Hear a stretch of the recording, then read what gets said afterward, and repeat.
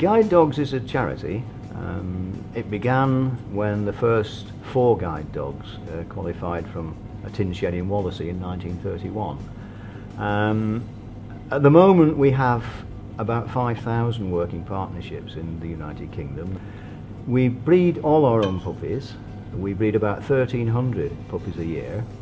We have 230 brood bitches and 70 very happy stud dogs that live within 50 miles of that breeding centre in the homes of volunteers like me. Alec, he's now 18 months old. He has been with a puppy walker for the first year of his life, and then he's come in to train with me.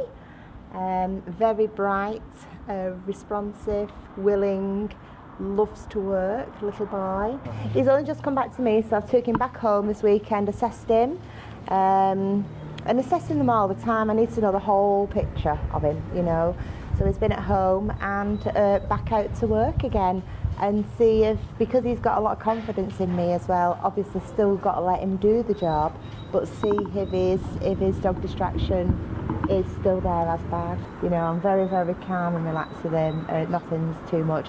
If I feel that he's dropping his confidence, then I will take my lead and help him. In advanced training, he's taught then to think for himself and to make decisions for himself in situations that he approaches, and that involves keeping the person on the end of the harness safe, so that, you know, if there's an obstacle, he has to decide how he's going to avoid that obstacle, whether it's on the ground, whether it's in the air, doesn't matter.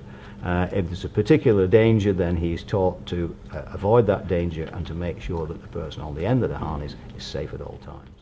He's spent a year with his puppy walker. They've puppy walked for the first year of their lives, and then they come in for the training. So they have these massive big changes in their lives. We breed them to be adaptable. They're bred for this reason, because they do go through a lot of changes in their lives. I've been here now for 8 years, and we normally have at least 4 dogs each to train. Sometimes it goes up to 5, depending on the dog numbers and what the dog needs. And they're with us for 16 weeks in training. We have 16 weeks to get them to a standard that then they can go on to advanced training. And then they work with the advanced trainer for 10 weeks, and then the guide dog owner for probably the last couple of weeks, and then the advanced trainer, the GDMI they're called, will take them and work in the guide dog owner's environments, get the dogs used to that, and that's when the pressure really goes on the dog then. So, but we build them up and build them up and build them up to be so confident to take on this role. You know, that's what we want, nice, confident, relaxed dog. It takes about a year for a new partnership to actually settle down.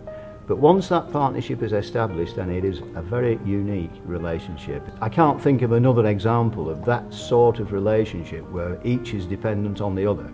And they'll work together quite happily then until the dog's ready to retire. And that may be any time after the dog is 7 or 8 years old. And the way that it usually happens is that one day the owner will take the harness from the hook on the wall and will say to the dog, "We're going to the supermarket." And the dog will look up from his basket and say, "No, we don't want to do it anymore." You know, you've got to be a nice, flexible, relaxed, calm person, and that comes with a very caring person, you know, so they do get under our skin, all of us. You know, we'll go up in the lounge and somebody's having the dinner and somebody be crying and the dog's gone today. And it's like that all the time, you know. You need this special bond with these dogs to make them work for you. So confidence, independence, new life, a totally new life. You know, if you could see what they do give to people, you wouldn't be able to fight the tears back when you see a partnership working together. Some of these people have never been out of their house for years, you know, and to put their trust in that dog and to think, yes, I can actually have a quality of life, have my independence, and go out and meet people.